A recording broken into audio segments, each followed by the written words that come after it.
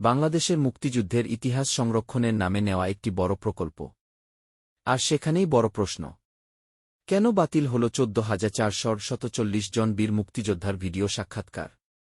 মানহীন কাজ, নাকি এর পেছনে আছে ভিন্ন কোনো হিসাব?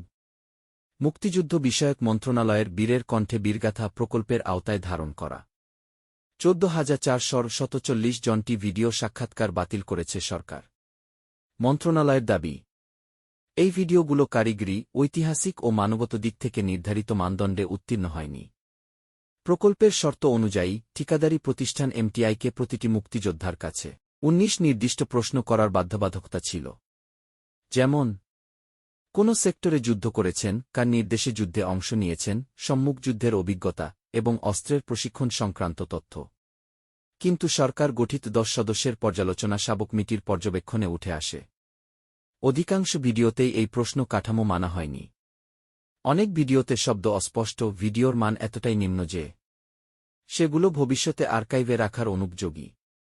পর্যালোচনা কমিটির সভাপতি ও অতিরিক্ত সচিব জিয়াউদ্দিন আহমেদের ভাষায়, বারবার তাগাদা দেওয়া হলেও ঠিকাদারি প্রতিষ্ঠান ভিডিওর মান উন্নত করেনি, বরং তড়িঘড়ি করে কাজ শেষ করে বিল তোলার চেষ্টা করেছে।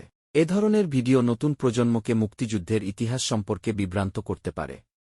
মন্ত্রণালয়ের সচিব ইশরাত চৌধুরী জানান, এই কাজের বিপরীতে ঠিকাদারি প্রতিষ্ঠানকে কোনো বিল দেওয়া হবে না।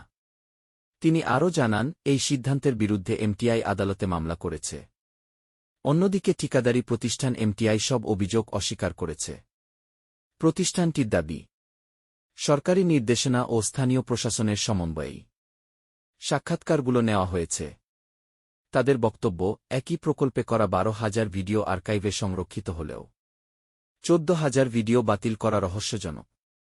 2022 সালে প্রায় 50 কোটি টাকা ব্যয় নেওয়া এই প্রকল্পের লক্ষ্য ছিল 80,000 জীবিত বীর মুক্তিযোদ্ধার সাক্ষাৎকার সংরক্ষণ। রাজনৈতিক পট পরিবর্তনের পর নতুন যাচাইয়ে প্রকল্পের বড় একটি অংশ বাতিল হয়।